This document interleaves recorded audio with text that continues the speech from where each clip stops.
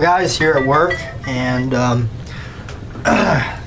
this morning I had to run off and get my brakes done on the car. Thank goodness that my friend was able to do it, so I just had to go down to the place, get the pads, and he put them on there for me, so the car's back up and running on that. But still got to do the safety check thing, waiting for the new headlight because that one's the one that's on there is damaged, and that's why I can't pass the safety check. Safety check is what they do in the state of Hawaii. Your car has to do it once a year.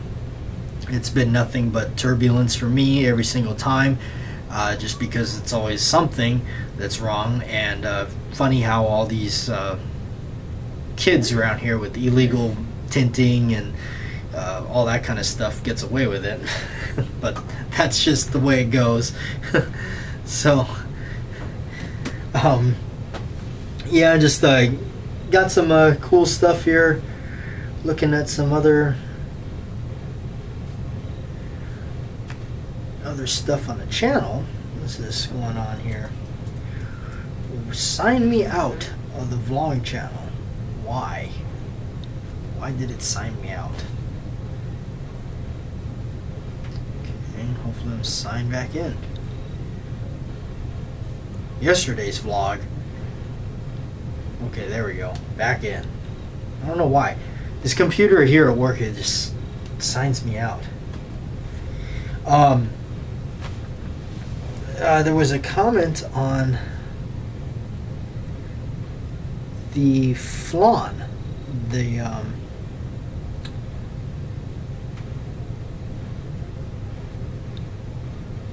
Let's see. Where is it? A comment about flan. It is, the computer is running slower because it's the afternoon, and that's when everybody's on the computer, or the network starts to slow down.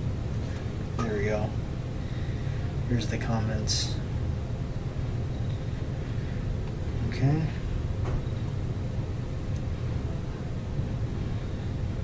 Ah, here it is. Okay, so Bob has asked, because Joe had said his wife is Hispanic, and he has eaten more flan in his life than he cared to admit, and certainly accounts for the percentage of extra tonnage that you're carrying around. Yes, we all struggle with that. There's some of people that don't seem to gain an ounce, and they can eat as many Egg McMuffins and hash browns as they please. Bob Hartman has asked, what is flan? It is a sort of kind of custard. It's like an egg type custard, and it's got caramel sauce on it. It's really good. It's dense, it's rich, it's extremely creamy, and I can't imagine eating a whole bunch of it at one time. I will say that the one I got yesterday at that place is pretty good, but the one at the other place down here, right actually by my work, is better. I don't know why, but it is better. I think it's a lot more tasty. But it's a good way to describe it. It's very similar in a sense, kind of similar to creme brulee, if I'm saying that right. That's what it's kind of similar to. So mainly, I did kind of wanted to say this because it's just, in a way, it's all it really is. This channel here, the Combat 86 radio show, or the vlog channel that's kind of been named that, it's really for you guys. I do this for you. I don't. There's really no gain from it, other than hanging out with you guys, sharing life with you guys, the fact that you guys watch this stuff. It really, that's why I do it. I do it for that, and I really appreciate everybody that you guys that watch this. And I know there's just like that nice handful of you that are constantly tuning in, and it's kind of cool that this is something you look forward to watching, and you can't wait to tune in. So that's why I do it. It's really neat to have that, and it's going. or keep going. I still sometimes think it's kind of strange that 97 people right at this current moment, it'll probably go down, that have actually subscribed to this channel. But on the good news, on the Batjack JW channel, it looks like it broke 4,000 subscribers. That's pretty amazing. I never would have thought any kind of numbers like that would surface, but it has. And a big thank you to all of you that have done so in helping that happen, being a subscriber there and watching the content. So, but yeah, got the glove done, or not done, but I got the 4 blades cut out. One finger is completely done. That means it's hinged properly. It's got the ringlets. It's got the blade done. The blade is shaped the way I want it. The other blades, the other 3 blades, are roughly cut out and roughly grinded down to where they need to be. After that is the fine-tune sanding finish, just really going over it roughly with a sandpaper, and then of course just painting those, and then getting those soldered onto the finger stalls, which I have 2 finger stalls to do that with. I still got to make 1 more finger and connect those, but the other 2 are done. So it's slowly coming around, and hopefully within the next couple of days, Thursday, Friday, hopefully I'll have it done Saturday for the guys. So that's what I'm doing this week. I'm trying to work on that, get a little bit of extra money back into my hands, and I'll see you in a bit. Yeah, up the hill doesn't look too bad. It definitely looks like it's gonna get colder.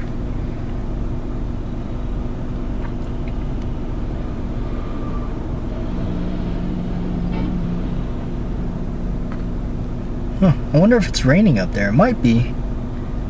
It's kind of dark.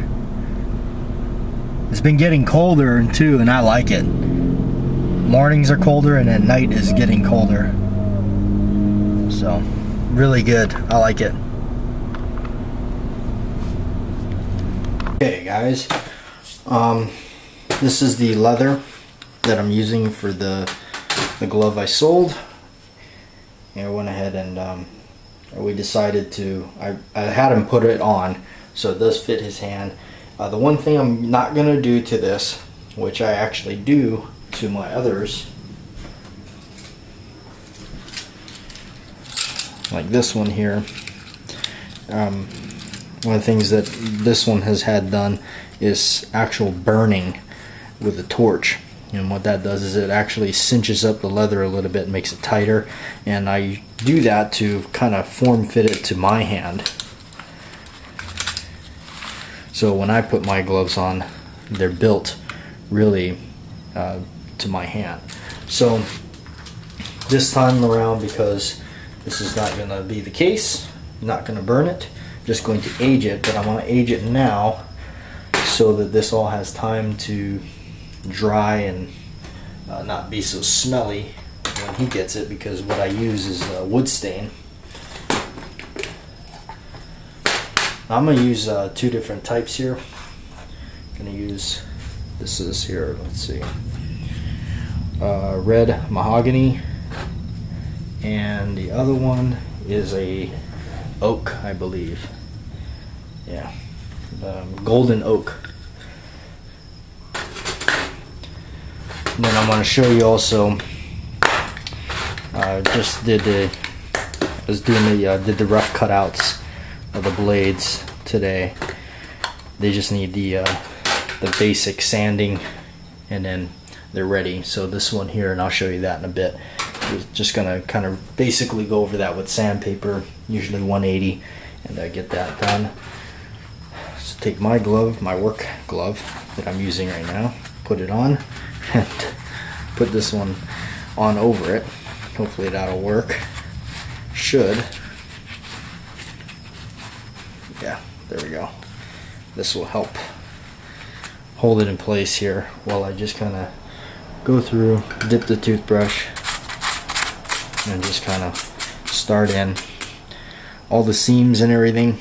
That's where I want to start working first, because getting those seams and darkening them up and pulling them open is kind of really helps with the look.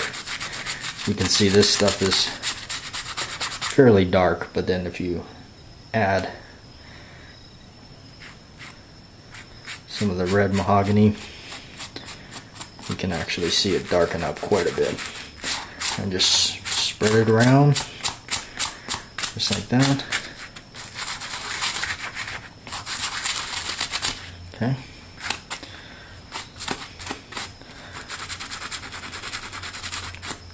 And with home, and that's going to be it. Well, obviously I'm home. You just saw some glove making footage. So hopefully you enjoyed that. If you want to see a little bit more of that, stick around to the end of this, and at the end of this little segment right here, you'll see a little bit more of that. So I figured I'd document a little bit. I was actually debating rather if I was going to do so or not, but I thought it'd be neat to document the glove that's being sold. So making it, the process of making it. So the blades, what I was talking about is, you'll see the blades, what I want to do is explain a little bit, is misting them with the black satin finish on the blades actually gives it a nice appearance. It gives it kind of almost like you're looking at it like, is that rust or what is that? You know, it looks like that when you have like one of those nice old school case knives, and then over time the blade gets all these spots all over it, and they usually are really small, and then it breaks out everywhere. That's kind of what it reminds me of. So that's kind of the look that I want to achieve with that, and it helps protect those blades from rusting. Alright, so close it out here and get on with it. Oh, by the way, those of you that are in for that Target, and is it around here? Yes, it is. It's right here. The Target from the JW's radio. Please, if you do want that, let me know. Get in there, and if you can, go and put a comment in on that JW's radio. That's the one with the picture. The video has this on the front of it. I just want to make sure that you guys get a heads up on it, to make sure that you're in the pot, as they say, or the hat. In fact, this time around, let me grab it. I figured do it a little different. Instead of writing on a piece of paper, I got these daisy targets right here, and I got everybody on here. So I thought there was a little bit more of you guys. Come on, you guys that watch the vlogs. I thought there was more of you involved. So far I got Bob Hartman, I got Edward Petty, and Scott F, and Glocked 17. So I checked all the comments and made sure that I didn't miss anybody, but if I did miss you and you do want in, yeah, make sure you get in there, go in and comment on that JW's radio, or let me know in the comments below here. But it would be appreciated if you could go into that JW's radio video and just comment in there, so that at least when this shows in the comments that you're actually entered, so it doesn't you guys get the extra bonus by being here on the vlogs. But yeah, so make sure you do that, because tomorrow's Thursday, and as you know, we filmed this thing on Friday, so make sure you get it in there before Friday. Alright, that is if you want the Target. Alright, so I'm going to talk about a movie, and I mentioned this one before and talked about it, and it's one of my favorites. It is the Every Which Way But Loose, Any Which Way You Can series, or I guess part 1 and 2, by Clint Eastwood. And one of my favorites. This is a great example of Clint Eastwood being able to really dominate the 70s and very early 80s. The first one came out in 1978, then it came out, the next one came out in 1980. It is noted that the original orangutan that they used for the first one, he was more of a reddish color. He had gotten too, like, I guess too older to be in the movie. I guess when they kind of grow up a little bit, they I guess it's a little bit more dangerous to be around them. And then the unfortunate event of Clyde in the sequel, the darker colored orangutan passed away. So it's kind of a little note, but again, as I mentioned, one of my favorite scenes is actually in the sequel when Jeffrey Lewis is at the, and this is another one that's Jeffrey Lewis and Clint Eastwood team up. Great movie. I just love the chemistry of Jeffrey Lewis and Clint Eastwood together. This is really the ultimate when it comes to these two.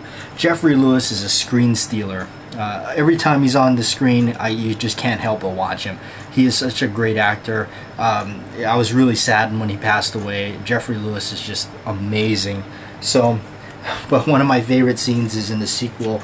He's sitting there, he's drinking Jack Daniels, and he's, you know, he's a little upset at Clint Eastwood because of the thing with Sandra Locke, which is, I guess, Clint Eastwood's flame at the time, which I think they ended up kind of on a bad note. But he's sitting there, and so Eastwood pours himself a little glass of Jack Daniels. He's drinking it with him, and Clyde comes in. And Clyde just grabs the glass out of Eastwood's hand, I believe, and just downs it real quick, then reaches for the barrel, and Eastwood grabs him and stops him. He says, "Come on now, you'll get blasted." And so I always like that scene. I don't know why. That scene is really funny to me. It just cracks me up every time I see it. So, really neat movie. I really think these are special. It was said to be that the role was passed along to Eastwood, hoping that he would pass it along to his friend and another great actor, Burt Reynolds. That was the story. That it was the story of this movie was passed on to him, hoping that he would kind of nudge old Burt Reynolds and say, "Hey." So in other words, Burt Reynolds was actually supposed to be the guy to star in this. And if you think about it, it would have been a pretty good Burt Reynolds movie too. That's kind of a catch-22 almost. It's like, man, Burt, Clint, but I'm glad Clint did it. Burt would have also been good in it, but Clint Eastwood definitely. I think for Clint it was a good one because it broke away a little bit from. By the time he did this, 1978 and stuff. I mean, he was really. He did a couple of Dirty Harry movies, maybe 3 Dirty Harry movies. So he was, it was nice to see him a little bit of a lighter side of Clint. So, and I do remember the movie The Beguiled, which is kind of like, wow, that's more of a sinister Clint in a sense. It was one of those that I've watched it. I've watched it a few times. I just don't remember it quite well, but I do remember it was kind of a dark movie. But the lighter side and funny, of course, is this one. Right Turn, Clyde. I'm gonna get you guys tomorrow, and stay tuned if you want to see some more glove work. So I'm gonna get out of here. See how it goes. Okay, and one of the final steps is the bead, which is that. It's supposed to be red, so got it through there. Put it through a cup just to cut it off, so don't get overspray. And also sanded it a little bit. There we go. Kind of fell over. Put it on this side here. There we go. Alright. And the rest of the glove.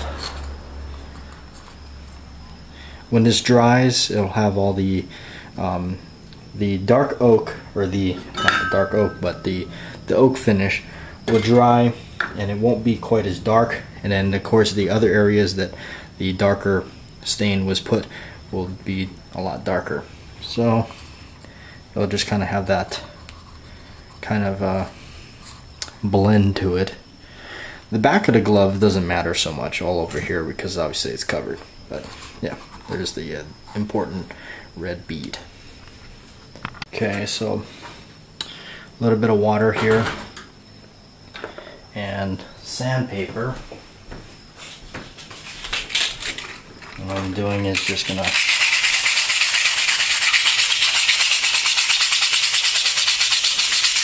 take down any of the burrs that exist from the grinder on this. So next step, got it all kind of smooth, so you can drag your finger on it and not get any burrs. It's not sharp, neither are the tips,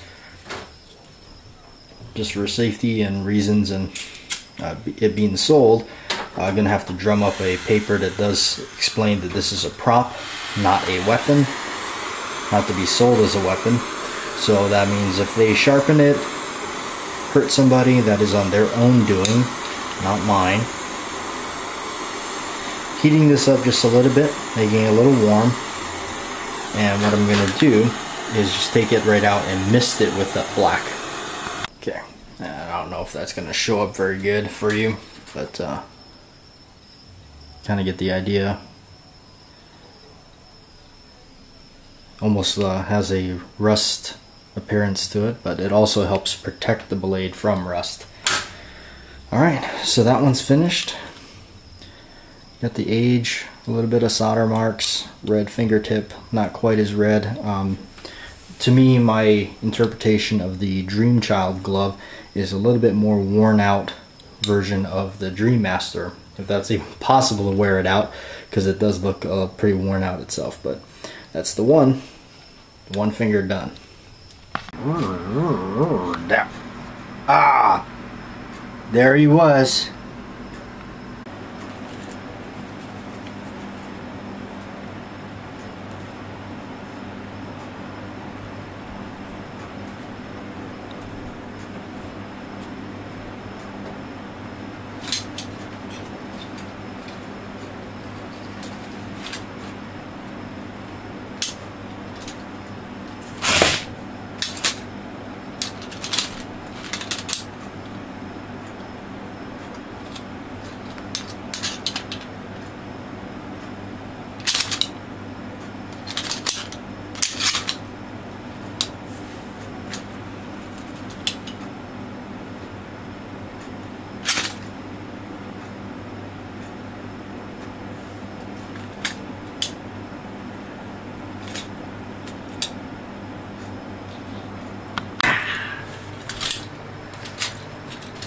Want to reach out and cut someone.